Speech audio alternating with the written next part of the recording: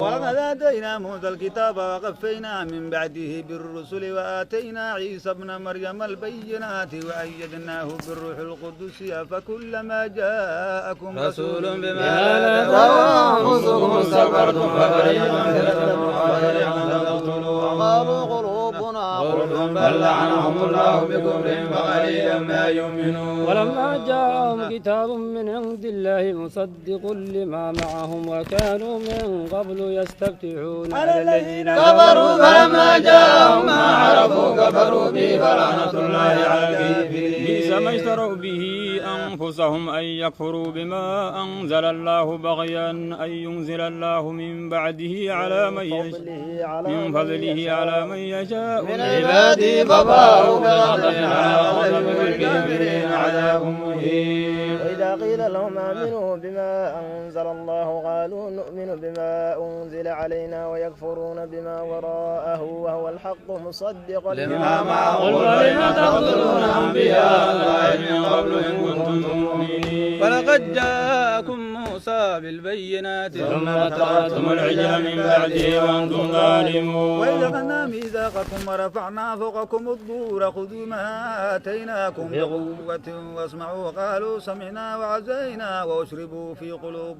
قلوبهم العجل بكفرهم قل بئس ما يأمركم به إيمانكم إن كنتم مؤمنين. كانت لكم الدار الآخرة عند الله خالصة من دون الناس فتمنوا الموت إن كنتم صادقين يتمنوا أبدا بما قدمت أيديهم والله عليم بالظالمين. ولتجدنهم أحرص الناس على حياة ومن الذين أشركوا يود أحدهم لو يعمر 1000 سنة وما هو بمزحزحه لا يعمر الله بصير بما يعملون.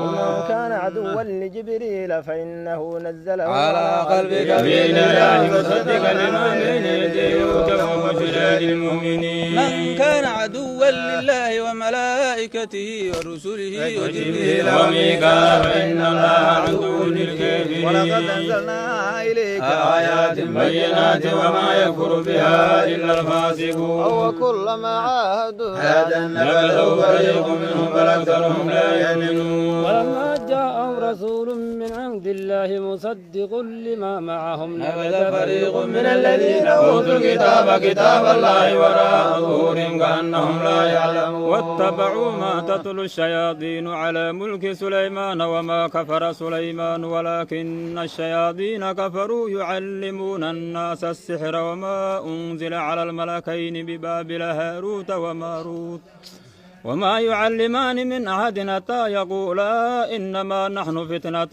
فلا تكفر فيتعلمون منهما ما يفرقون به بين المرء وزوجه وما هم بضارين به من أحد إلا بإذن الله ويتعلمون ما يضرهم ولا ينفعهم ولقد علموا لمن اشتراه ما له في الآخرة من خلاق ولبئس ما شروا به أنفسهم لو كانوا يعلمون.